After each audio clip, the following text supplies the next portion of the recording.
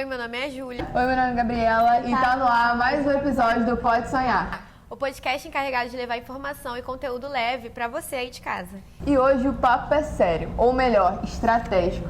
Hoje nós vamos mergulhar no mundo dos insights, da criatividade e como boas ideias podem virar resultados incríveis. E para isso nós convidamos uma mulher sensacional que é Head de Estratégia na Artplan, empreendedora e agora jurada de um festival, Paula Lagrota. Gente, tudo bem? Seja bem-vinda. É uma obrigada. alegria poder ter você aqui no nosso podcast. E pra gente poder começar, a gente queria um pouco mergulhar, assim, nesse episódio, para que você pudesse contar um pouco sobre a sua vida, sobre a sua trajetória, como tudo começou, vamos dizer assim. Tá bom, vou contar. Primeiro, prazer estar aqui com vocês. Obrigada. É super inspirador, eu adoro esse projeto. Bom, eu sou Head Nacional de Estratégia na Artplan. E esse aqui é o projeto, essas aulas que eu venho dar aqui, dentro do projeto Futuros Sonhadores, e a ideia é trazer mais ainda do universo da publicidade para vocês que estão aqui cursando, junto com o ensino médio, também o técnico em publicidade. Então, uma das coisas que eu mais gosto é de trazer um pouco do meu mundo, que já é o universo profissional, mas em forma de inspiração, para aguçar a curiosidade de vocês e principalmente...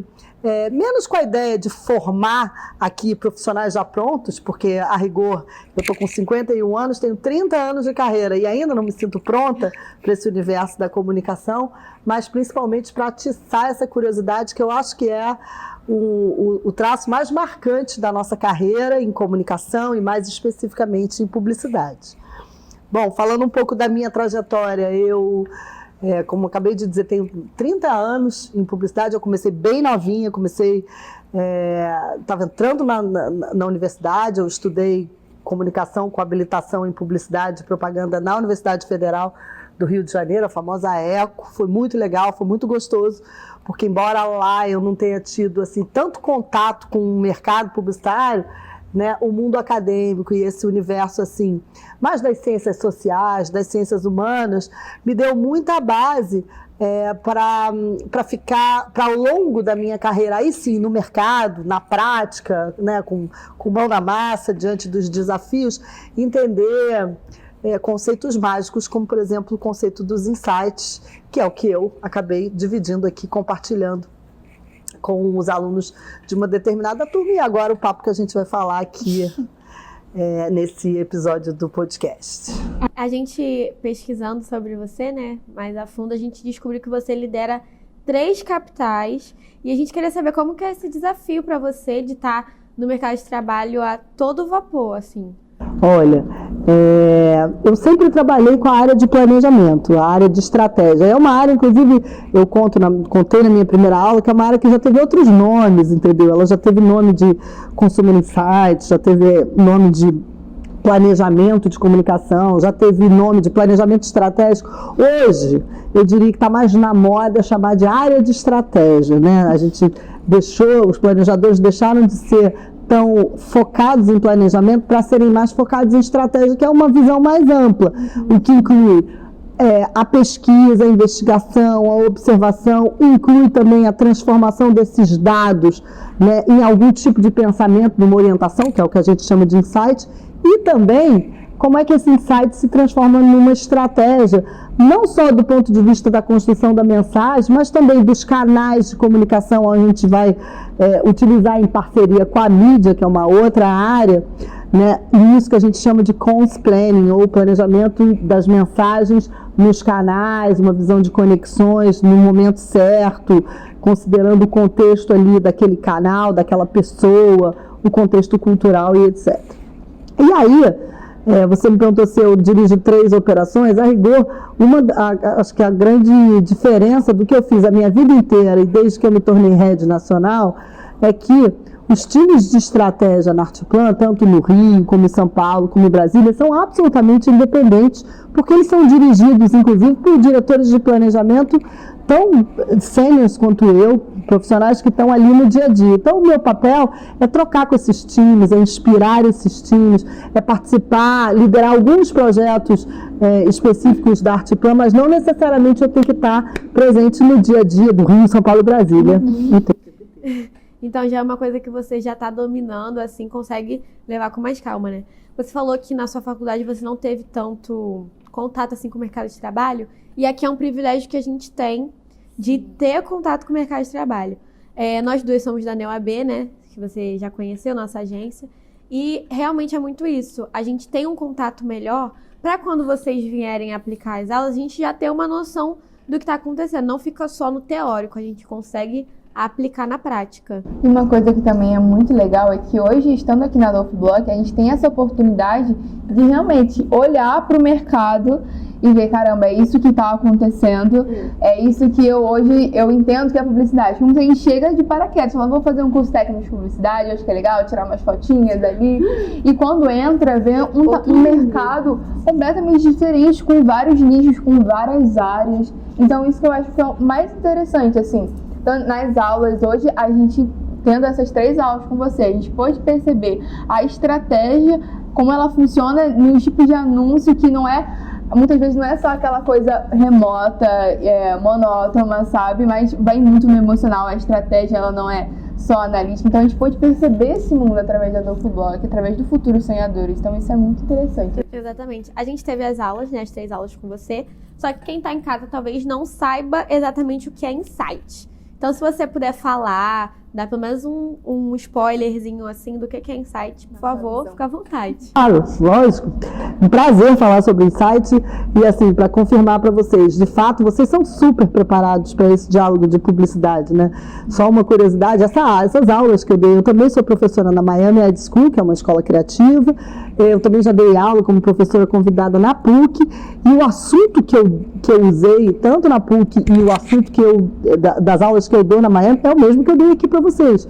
Ou seja, a rigor, vocês já estão entrando em contato com conteúdos e conceitos estruturados do universo da publicidade, o que é muito bom, principalmente porque não se exige que vocês estejam formados como profissionais aqui, porque como eu falei para vocês, a gente nunca está formado, a gente está eternamente aprendendo, mas principalmente que vocês possam estar preparados para entender a abrangência que o universo da publicidade tem, porque às vezes a gente fica muito limitado pensando, eu quero ser da criação, eu quero criar, e quando vocês entram em contato, por exemplo, com o universo da estratégia, talvez vocês descubram ali uma curiosidade criativa que não necessariamente tem a ver com o formato, com a ideia, com a direção de arte, com a redação, com o formato digital objetivamente.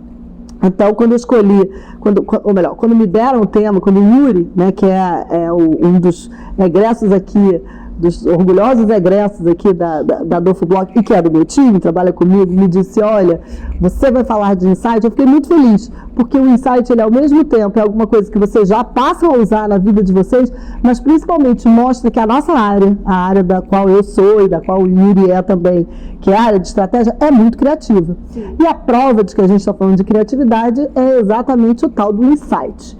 Eu diria que a frase que melhor define, na minha opinião, o insight, ele é o começo da ideia, né? E eu, inclusive, na primeira aula que eu dei sobre insight aqui, eu contei uma historinha que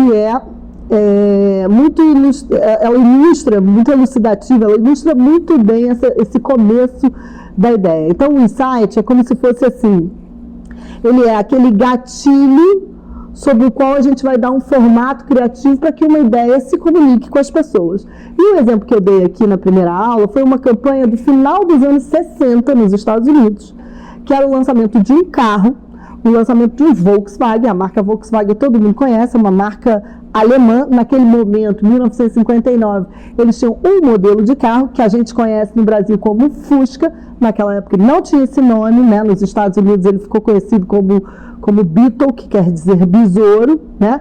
Mas ele se chamava Volkswagen. Ele tinha sido um carro, na Alemanha ele era um carro que fazia muito sucesso, e ele era um carro que era muito pequeno, com uma mecânica muito simples, ou seja, daqueles que qualquer um conseguiria consertar. Por ser muito pequeno, tinha um baixíssimo consumo de combustível, e principalmente por ser pequeno, ele podia estacionar em qualquer lugar. Ele tinha uma série de características funcionais que o tornavam um modelo bastante interessante. E a Volkswagen então contratou uma agência de publicidade nos Estados Unidos, né? Ela veio, uma indústria alemã, chegou nos Estados Unidos e contratou uma agência de publicidade, e lançou o Volkswagen nos Estados Unidos. E no primeiro ano foi um fracasso, não vendeu quase nada. Na verdade, eles venderam alguma coisa em torno de 500 ou 600 carros, era muito abaixo das expectativas que eles tinham. E aí foi aquele drama, porque afinal de contas o Volkswagen era um sucesso na Alemanha, até na própria Europa. Então o que eles fizeram? Eles buscaram uma agência de publicidade, na época muito famosa, chamada DDB, fizeram uma reunião com a DDB, contando esse desafio, dizendo: a gente precisa entender aonde que a gente errou no lançamento. O que está acontecendo? Que meu carro não vende, porque ele tem esses atributos aqui que são... tantos benefícios, com né? tantos benefícios. E aí, naquela época, não existia a área de estratégia, a área de planejamento, não existia essa área. Mas o que eles fizeram? Existiam os criativos. Para quem já assistiu aqui aquela série Mad Men, que é sobre agências de publicidade, sempre as reuniões eram com, chamem os criativos, né? Tava lá o Don Draper, o líder dos criativos e tal. Bom, os criativos, as pessoas da criação que estavam fazendo ali a reunião, eles decidiram, então, que antes de começar a ter uma nova ideia, uma nova campanha para lançar o Volkswagen, alguns deles iam para o campo pesquisar, ou seja, cara, vamos conversar com alguma dessas pessoas que compraram esse carro, porque se ninguém quer esse carro, vamos conversar com esses poucos doidos aí que decidiram querer esse carro. E mais do que isso, vamos conversar, inclusive, com todo mundo que achou um horror esse carro também. Vamos entrevistar essas pessoas e observar o que é de comum, o que elas estão falando, né? Ou então, o que tem a ver com o que elas estão falando, mas o que verdadeiramente elas estão sentindo, qual é o contexto do que está acontecendo. Bom, o ano era o final dos anos 50, os Estados Unidos era o país da prosperidade, era o país que tinha vencido a Segunda Guerra, tudo nos Estados Unidos era grandioso, tinha uma frase que era uma espécie de mantra da sociedade americana, que era o Think Big, pense grande, as casas estavam se enchendo de eletrodomésticos, a indústria estava ali pujante, a Detroit, que é uma região nos Estados Unidos onde tem as grandes montadoras automobilísticas bombando de vender aqueles carros gigantes, aqueles GMs enormes, aqueles Tauros super grandes, exatamente poderosos, sabe? Aqueles carros com aquele símbolo lá na frente. E, de repente, tinha aparecido um carro pequeno, com um design muito minimalista, inspirado, inclusive, numa Europa que tinha perdido a guerra. Uma Alemanha que estava vivendo a fome, que estava vivendo a restrição, que tinha se empobrecido economicamente muito, ou seja, onde a sociedade estava passando, a população estava passando por uma série de restrições. Então, os caras começaram a pensar, nossa, faz muito sentido isso. Por quê? Porque esse argumento de um carro que consome muito pouco combustível faz sentido lá na Alemanha, né? De restrição na Itália. Aqui, ninguém está pensando em restrição. Está todo mundo nem aí. Queremos carros grandes, queremos símbolos de poder, queremos status. Né? Ali, a indústria automobilística americana significava status. Ela era uma das melhores evidências do pense grande. E foi aí que, traduzindo todas essas evidências, esses códigos, alguns deles funcionais, outros emocionais, outros comportamentais, outros culturais, a ver com o contexto cultural da época, que os caras disseram, tá aí, é isso. O problema desse carro daqui é que todas as evidências sobre ele não criam uma cultura sobre ele, criam uma contracultura. Ou seja, num mundo onde ninguém se preocupa com dinheiro, todo mundo está progredindo, tudo é pense grande, querer esse negócio minimalista é muito revolucionário. Ou seja, eles entenderam que ali a mensagem tinha que ser uma mensagem revolucionária. E então decidiram desafiar esse mantra da época, que era o Think Big, o pense grande, lançando uma campanha publicitária que era Think Small, pense pequeno. Né? E aí eles fizeram uma série de revoluções nessa campanha, porque, para começo de conversa, nas páginas de jornal, eles publicavam a foto desse tamanho, bem pequenininho do Fusquinha, e diziam, pense pequeno, think small. E, mais do que isso, eles adotaram, inclusive, o apelido pejorativo que os americanos tinham dado para o carro de Beetle. Eles diziam, esse é o Beetle. Não sei se vocês querem chamar de Beetle, chamem de Beetle. E aí, e foi um sucesso. Por quê? Porque imediatamente o Fusca se transformou no símbolo da rebeldia, da juventude, da contracultura, de quem não se submetia. Olha que curioso, anos e anos e anos e anos depois, a gente viu esse mesmo site ser responsável pelo lançamento de uma marca que a gente admira muito, que é a Apple. Quando a Apple disse Think Different, ela estava fazendo a mesma coisa que a Volkswagen fez com a indústria automotiva americana. Ela estava dizendo para a IBM, toda a indústria de tecnologia que era ali pesadona, dizendo, pensa diferente. Quem disse que os computadores precisam ser cinza e feios e não podem ser transparentes, leves, coloridos? Então, isso é o insight. O insight é essa leitura que a gente faz de diferentes dados que dizem respeito ao comportamento, ao hábito, à cultura vigente, aos acontecimentos. Quando a gente correlaciona, vai começando a nascer uma ideia. Esse princípiozinho de ideia é o que a gente discute com a equipe de criação e, finalmente, a equipe de criação transforma aquilo numa narrativa, numa história, numa imagem, num roteiro, numa peça publicitária. Ah, perfeito. Perfeito, você deu uma aula aqui em minutos, assim, inacreditável, de verdade. É muito bom escutar um conteúdo tão enriquecedor, de verdade.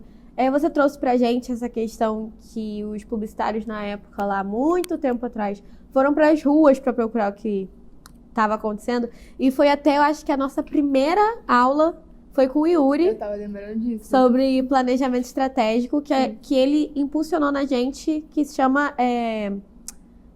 mercado de campo, não, pesquisa de campo, que é a pesquisa de campo. Então você vê que realmente tudo que vem acontecendo a gente aprimora, obviamente, mas a gente continua usando, porque a gente usou essa pesquisa de campo, foi muito enriquecedor também. Eu lembro que a gente foi pro shopping para poder fazer uma pesquisa sobre, acho que a meu grupo ficou com as lojas de C&A, Renner, e aí a gente falou, cara, vamos procurar gente que gosta, que parece que gosta de moda, mas também vamos procurar as pessoas que são mais básicas, são mais tranquilas. Então a gente fala, e aí, como é que tá? Você curte esse universo da moda? E a gente ia vendo vários tipos de opiniões. Isso é muito legal, porque realmente vai moldando a forma de como a gente vai escutar as pessoas, a gente vai observar e a gente vai aplicar aquilo ali numa estratégia na nossa marca, no nosso produto. Então, assim, realmente faz toda a diferença. E o fato deles terem, os criativos, terem escutado as outras pessoas, fez total diferença para que o Fusca fosse realmente revolucionário, né? Exatamente. E aí, a rigor, a gente diz, eu gosto de dizer, inclusive, que nós de estratégia, nós somos criativos também. Por quê? Apenas porque, quando a gente entendeu que era tão importante pesquisar, investigar, organizar os dados, organizar a visão da marca, a gente acabou virando um outro departamento. Mas parece, né, que a área de estratégia, ela tem uma entrega, e não, ela é uma área meio, ou seja, a área de estratégia, ela vive ali, ó, olhando o tempo inteiro para a criação e para a mídia, porque é ela que está entregando a estratégia e o insight, fazendo uma ponte. Então, de certa forma, a gente é o começo da ideia, e a gente, inclusive, tem essa vaidade, porque como você estava dizendo agora, né, vocês foram para o campo, vocês observaram quem gosta de moda, quem também é básico, quem não está nem aí.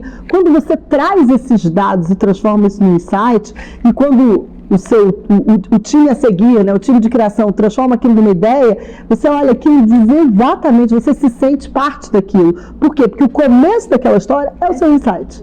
Né? Então essa é a graça da área de estratégia. E também o que você falou, que não é uma área única.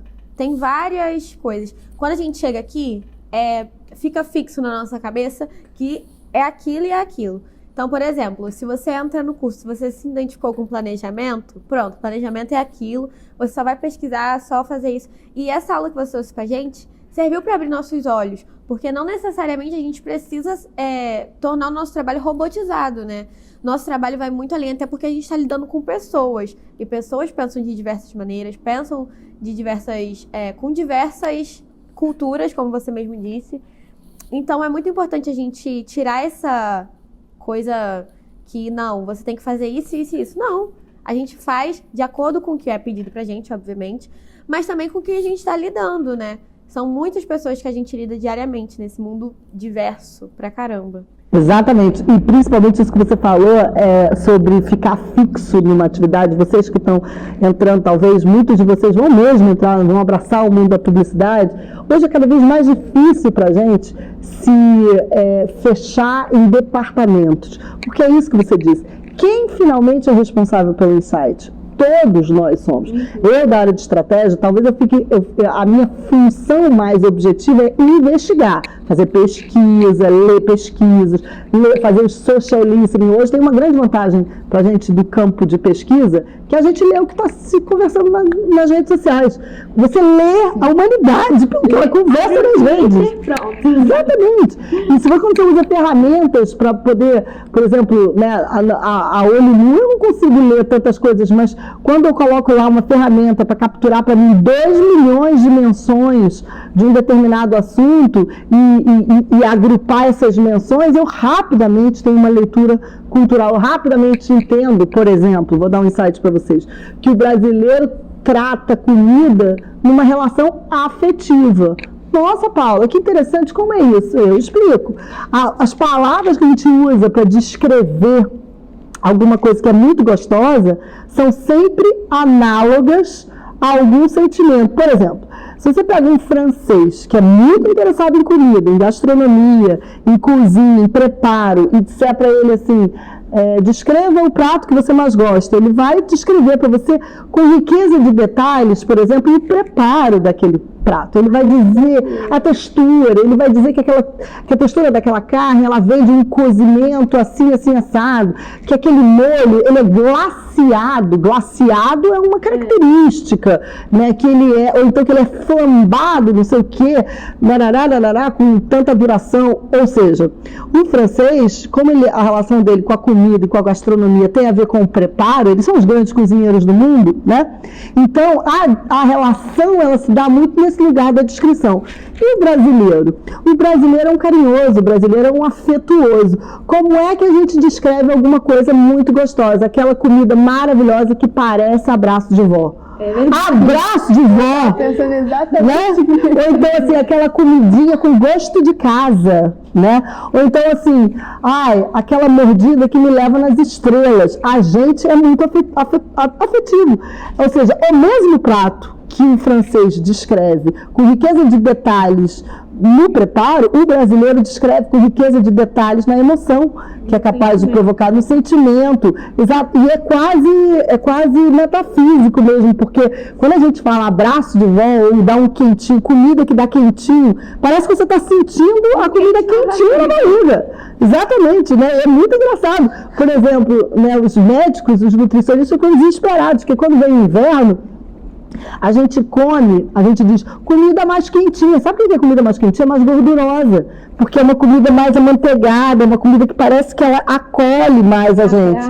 No verão, você come mais salada, porque é mais fresco, entendeu? Também não tem tanta... ficar na cozinha muito tempo. Isso! O que tem aí tá tudo bem. Entendeu? E é fundamental entender essas diferenças, porque é isso que vai fazer com que uma marca de comida se comunique num lugar como o Brasil e num lugar como a França. Realmente.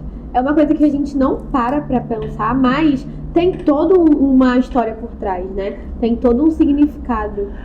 Essa história que eu estou contando para vocês, dessa história da comida, esse foi um insight muito legal que a gente trabalhou no começo do ano, um trabalho para o Bob's, que é nosso cliente, liderado pelo Yuri, e foi o Yuri que trouxe para a gente esse insight, e ele trouxe de um jeito muito legal, porque ele trouxe um vídeo de um influenciador do francês, um vídeo que ficou famoso na internet, inclusive, do francês falando exatamente isso: vocês brasileiros são muito engraçados, porque vocês traduzem a comida numa opção de analogia. E aí o francês, ele começa a contar várias dessas expressões, tipo abraço de vó, quentinho do coração, não sei o quê. Ele começa a contar várias dessas traduções e a gente usou esse insight numa campanha maravilhosa que a gente colocou no ar para o Bob's no mês passado, que eram os clássicos do Bob's. Eram 2 novos sanduíches do Bob's. E o que a gente queria? A gente queria contar para as pessoas que esses novos sanduíches, eles tinham um ingrediente muito especial. Eles tinham um chapeado de cebola, a cebola passada na frigideira. E, cara, cebola passada na frigideira é bife de vó, é bife acebolado. Bife em casa, domingo. Exato, então a gente queria trazer essa sensação. E a gente trouxe esse insight. Nossa, perfeito, de verdade. A gente também ouviu você falar nas aulas sobre o insight do deserto do Atacama, né? Fashion Week, do e-commerce. E como que foi esse projeto? Porque foi um projeto que até ganhou prêmios, né? Teve um alcance, uma visibilidade enorme. E saber que foi gerado através de um insight tão bom como esse. Você podia contar um pouquinho da trajetória? Esse trabalho que a gente faz para essa ONG no deserto do Atacama, que se chama Deserto Vestido, é muito legal. E a gente tem 2 grandes projetos para eles. E, na verdade, o projeto desse ano, que é o do e-commerce Atacama, ele nasce de um insight observando o primeiro projeto. Ou seja, o programa do Chile eu contei para vocês e mostrei também nas aulas, né? Lá tem uma área no deserto do Atacama que fica mais ou menos a 30 quilômetros de uma cidade chamada Iquique, no norte do Chile, que é uma cidade litorânea, um porto, como se fosse o Rio de Janeiro, por exemplo, que tem o porto. E ali, nessa região do Atacama, são despejados 39 mil toneladas de roupas por ano. Então tem montanhas de roupa nessa área que dá para ver do espaço. Inclusive, tem fotos de satélite onde a gente vê as montanhas de roupa, e isso que está da terra, digamos assim, para fora, porque tem também o que está enterrado, porque nos últimos 15 anos foram despejando roupa lá. Essa roupa que chega no Atacama, ela é uma roupa que vem dos Estados Unidos, basicamente dos Estados Unidos e da Europa, de grandes marcas que a gente adora, da Levi's, da H&M, da H&M, da Zara, da Ralph Lauren, da Donna Karan, que não são vendidas, da Nike, da Adidas, que não são vendidas. Então essas roupas, né, que foram produzidas em excesso, né, para custar mais barato, que muitas vezes têm pequenos detalhes, não passaram na linha de qualidade, ou então não foram vendidas, porque não deu tempo de vender, porque é tão rápido o processo do fast fashion. O que essas marcas fazem? Ao invés de elas doarem essa roupa ou venderem por nada, elas não querem perder o valor de desejo da marca. Então elas enfiam tudo nos navios e vendem para uns traders que trazem para as cidades aqui do sul global, com países como Brasil e como Chile, que permite comprar, infelizmente, roupa de segunda mão, e então chegam nesse lugar chamado Iquique sem pagar imposto, porque lá é uma zona franca. Né? Ou seja, lá tem várias categorias que não tem imposto. E essa roupa chega lá amarrada nos sacos pretos gigantes e ela é comprada por comerciantes locais por peso. Então, você já imaginou você comprar 100 quilos de jeans? Você nem sabe o que está ali dentro. O cara compra, ele paga muito barato, paga tipo $3. Ele abre aquilo dali, tira dali o que interessa para ele, bota para vender na lojinha dele. Essa região de aqui que tem um monte desses comércios. E o que sobra, ele entrega na mão dos carreteiros, que são os caras que têm umas combis, e esse sim, aí vira ilegal. Eles andam 30 quilômetros para dentro e vão despejando toda essa roupa no deserto. Ou seja, o deserto do Atacama se transformou numa espécie de lata de lixo do que as grandes marcas do mundo querem esconder lá. O que a gente fez no primeiro ano, quando a gente conheceu o pessoal da Deserto Vestido? A Partiplan sempre procura fazer projetos para dar visibilidade às causas. É uma maneira da gente exercitar criativamente e também ajudar essas iniciativas que são importantes coletivamente. A gente decidiu fazer uma semana de moda, ou seja, já que essa roupa estava sendo despejada lá no deserto e ficava lá escondida, o que a gente ia fazer? A gente ia criar, através de todos os códigos de linguagem que a moda adora, como, por exemplo, o bafafá de uma semana de moda, para chamar atenção para um desfile muito especial. O Atacama Fashion Week, a semana de moda do Atacama. Só que esse desfile, que foi um desfile de verdade, com modelos, com maquiadores, com estilista, com stylist, que é aquele profissional que monta, né, os brincos, os sapatos, o tipo de maquiagem, o tipo de cabelo. Todo esse desfile era literalmente produzido com looks de peças que foram ali resgatadas, que foram escolhidas ali, no lixo. Qual que era a ideia? Era mostrar o seguinte: essa potência, essa coisa meio com cara de Duna, de Mad Max, essa coisa distópica aqui. Isso daqui é o que o mundo da moda está tratando de fingir que não está vendo e está escondendo.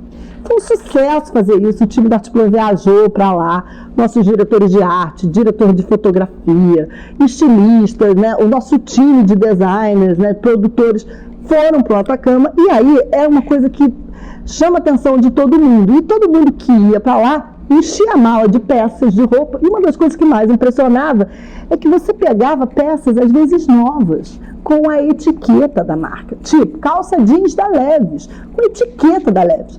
A gente trouxe algumas dessas roupas, inclusive no nosso escritório lá em São Paulo, na entrada do escritório, tem um quadro que a gente pegou uma dessas calças jeans, um desses jeans da Levi's, e a gente enquadrou, botou num sanduíche de vidro, para as pessoas acreditarem, olha, isso aqui estava lá. E assim como casacos da Adidas, vestidos da H&M, da Zara, blusas, etc. Muita coisa estragada, porque está ao tempo, está enterrada, já viajou tantos lugares, mas muita coisa, assim, boa, passível de ser usada. E aí o que a gente percebia ao longo do tempo, enquanto a gente estava fazendo o Atacama Fashion Week, aí foi incrível, porque passou no mundo inteiro, ganhou prêmio, etc. A gente via a loucura das pessoas quando elas falavam, caramba, mas essa roupa toda tá lá, dá para ir lá pegar? Elas perguntavam pra gente, né? Não, se eu for lá, eu posso pegar, não pertence a ninguém aquilo. Você está brincando, aquilo é lixo, gente, eu daria tudo para ir lá pegar aquela peça. E aí isso virou um insight, a gente falou, cara, por que as pessoas estão se interessando por estas peças que estão lá, sujas, no meio do deserto, no meio da terra? Tudo bem, são peças de marcas incríveis, mas por que elas se interessam? Porque tem uma história por trás daquilo dali. Todo mundo quer, mais do que ter um jeans, todo mundo quer ter um jeans e dizer assim, esse jeans estava lá no deserto, jogado fora pela Levi's. Tem história para contar. E aí pintou um insight para o segundo ano desse projeto, que é o desse ano. A gente decidiu fazer o seguinte, tá bom, então vamos fazer uma loja, vamos fazer um e-commerce para vender as roupas. Quanto que elas vão custar? 0, elas estão no lixo. Quanto é que custa alguma coisa que foi jogada fora? Nada, qualquer um lá pode ir lá e pegar. Então a gente vai fazer o seguinte, a gente vai criar um serviço para deserto vestido, inclusive eu vou ganhar dinheiro com isso, que é o seguinte, você entra no site, a gente vai disponibilizar todas as peças que foram resgatadas, não dá para ser tudo, porque afinal de contas não precisa todas as toneladas que estão lá. E também nem tudo está em condição de ser usado, mas assim, a gente vai eles vão selecionar, vão lavar as peças, higienizar, a gente vai botar um carimbo, nós vamos criar uma marca, e essa marca vai se chamar E-commerce Atacama. E aí a gente começou a fazer.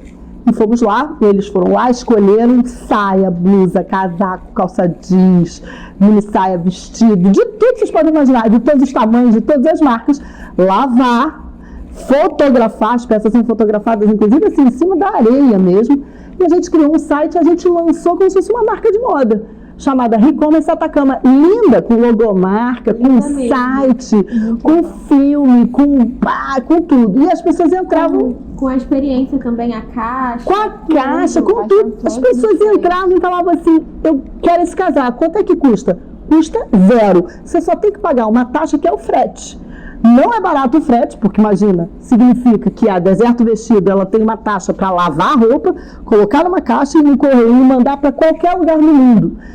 Mas mesmo que custasse 100, 150, 200 reais, as pessoas topavam pagar, por quê?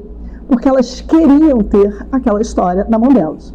E aí a gente fez, para lançar o E-commerce Atacama, tudo que uma marca faria se estivesse sendo lançada. A gente fez unboxing com influenciadores, então a gente criou uma caixa bonitona, escolheu várias peças e mandou para os influenciadores de moda e sustentabilidade, e aí os caras faziam literalmente um unboxing. Olha, essa peça veio do meio do deserto. E aí isso foi muito gostoso, a gente está vivendo ainda, o E-commerce Atacama ele foi lançado em abril. Sim. Ele teve um sucesso que a gente não conseguia controlar, para as pessoas só faltavam se matar. Esgotou, a gente, na primeira entrada a gente teve 300 peças, elas esgotaram em menos de 5 horas. As pessoas queriam bater na gente, matar. Quando é que vocês vão botar mais? A gente fez mais 2 entradas de roupa e agora a gente montou essa operação junto à Vetex, que é inclusive quem organiza, que é a empresa que faz a infraestrutura das lojas, dos e-commerces no Brasil, é uma empresa brasileira, mas inclusive faz no mundo. Eles organizaram e daqui para frente a Deserto Vestido vai cuidar disso para sempre, ou seja, passou a ser um serviço deles, né? Sempre vai ter, eles sempre vão estar entrando com peças ali que foram coletadas no deserto e que estão disponíveis para quem quiser pagar o frete. E a ideia é, não compre, resgate. Por quê? Porque mais do que simplesmente transformar aquilo dali numa operação comercial, o que a gente quer é que cada vez mais gente saiba que ali está sendo descartada uma roupa que poderia estar sendo usada. Ou seja, a grande reflexão que o e-commerce Atacama provoca, e esse é um novo insight, é o que essa roupa está fazendo ali?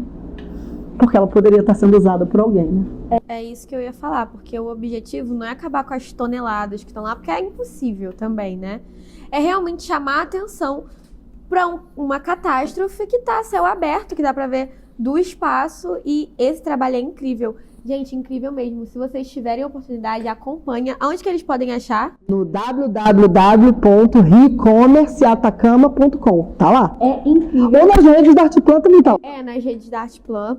E realmente esse projeto, assim, impactou. Quando você trouxe, eu fiquei de queixo caído, porque realmente é uma coisa que você... É um assunto, assim, que você tem que lidar com muito cuidado. Porque é do mundo que a gente está falando. E a sacada que vocês tiveram de trazer o mundo da moda, de trazer essa coisa mais jovial também, porque o futuro pertence a nós. Então, a gente que tem que dar mais atenção a esse caso que está acontecendo. E realmente é inacreditável. E assim, você falou sobre esse e-commerce que vocês fizeram no Deserto do Atacama, todo esse case que realmente deu um sucesso. E sim, você lembra de mais outro case que você falou, caraca, isso aqui foi incrível, estar dentro desse projeto foi incrível. A gente pira a cabeça, mas no final a gente vê que tá lá e tá dando certo, sabe? Olha, 2025 tá sendo um ano muito especial para nós da Artplan. O e-commerce Atacama ganhou uma opção de prêmios, mas na verdade o grande prêmio que a Artplan ganhou no Festival de Cannes foi o Grand Prix da categoria de craft, com uma campanha que a gente fez para o IDOMED, que é a Faculdade de Medicina da Estácio, do Edux, que é nosso cliente.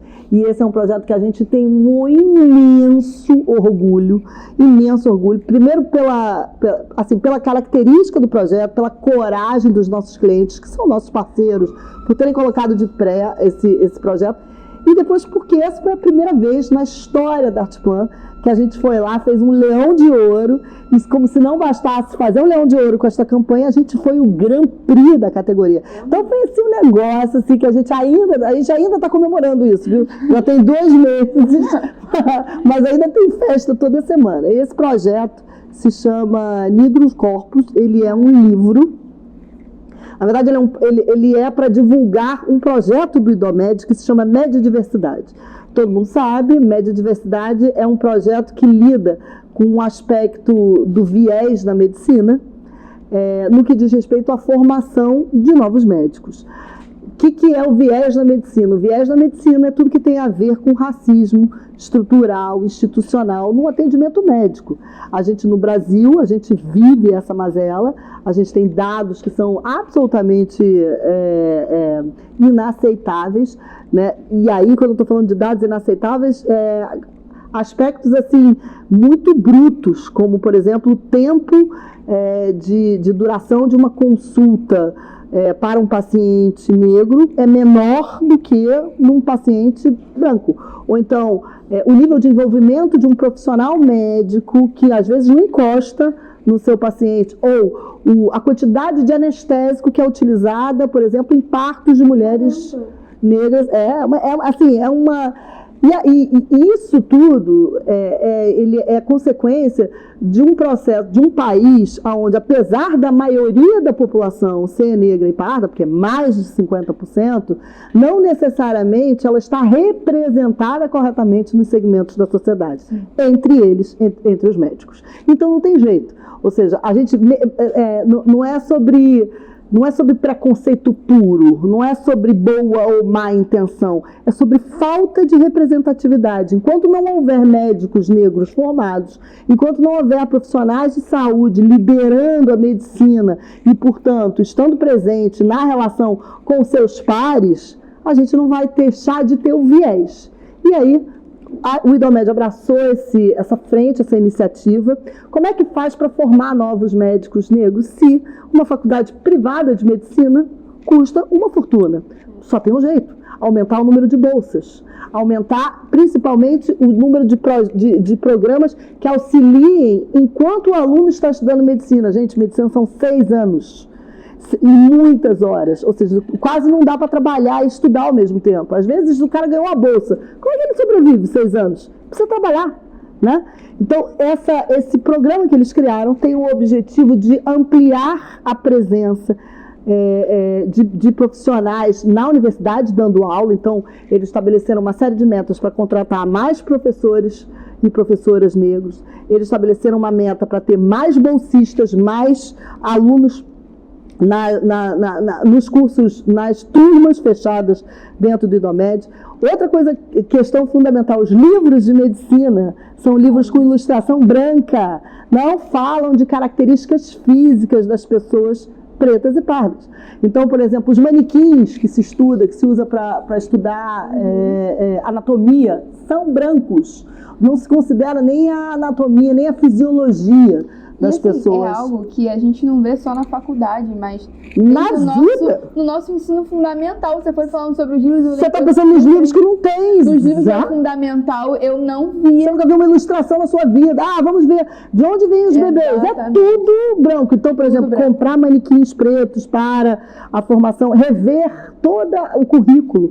O IDOMED reviu, inclusive, trazendo matérias que os alunos são obrigados a cursar para a construção, para o combate a esse viés da medicina. Bom, isso tudo se chama Média Diversidade e a gente precisava divulgar esse projeto. Ele já está lançado há 2 anos, ele já tem resultado, já tem alunos, já tem professores. E aí, o que a gente decidiu fazer?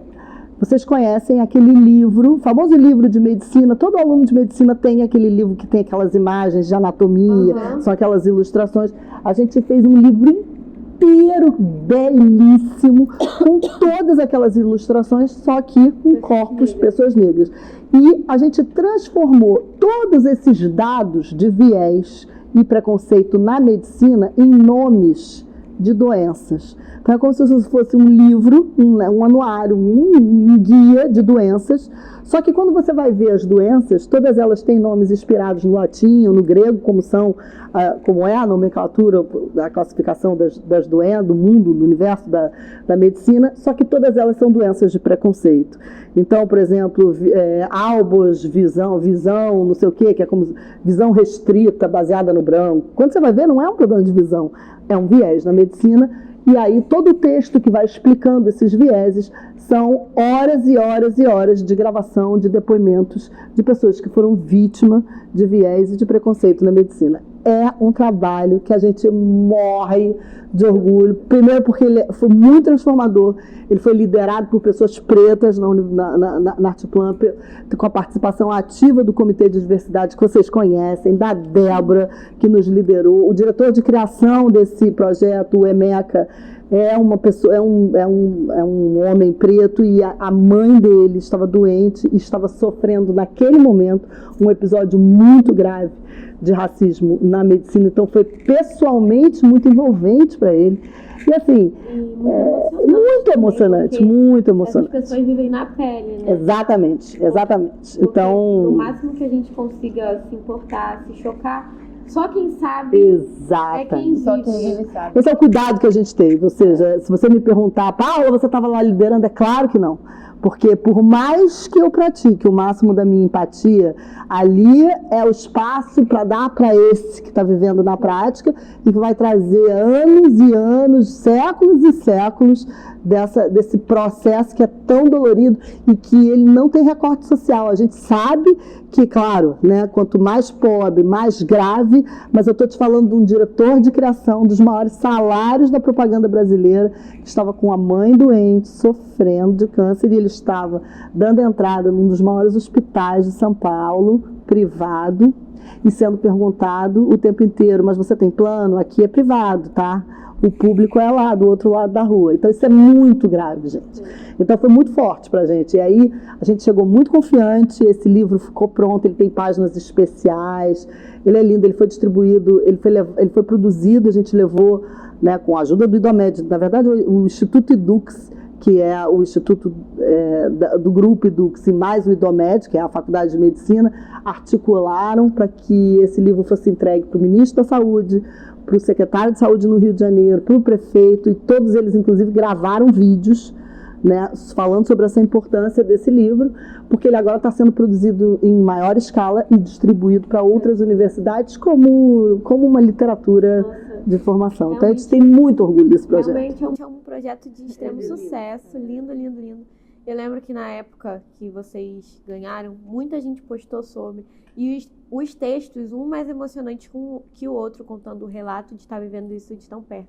E realmente a gente vê assim, e a publicidade tem esse lugar de transformar também o mundo que a gente está vivendo. E esse caso é um caso extremamente ignorado diariamente, porque as pessoas estão indo atrás de um médico para cuidar delas, cuidar da saúde, elas estão frágeis.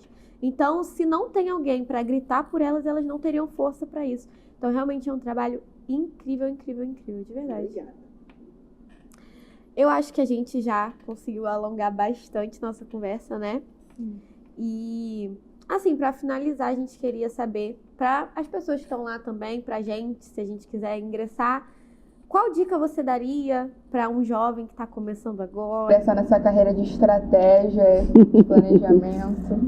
Olha, primeiro eu diria ingresse, porque assim, eu sou muito feliz com essa escolha que eu fiz na minha profissão.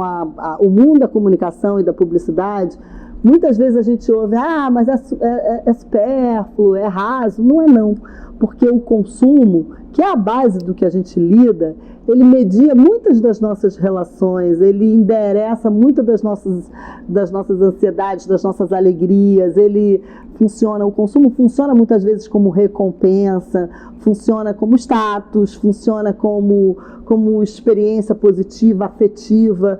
Então, é muito gostoso quando a gente se entende um profissional de publicidade responsável e entende o quanto que a publicidade pode sim, para além até do que essa publicidade das causas, que é mais óbvio, mas a publicidade de verdade, aquela das marcas, que nos faz desejar as marcas e querer, ela tem um papel transformador, sim, nas vidas. Então é muito gostoso. O meu primeiro conselho é, se tem vontade de ir, vá.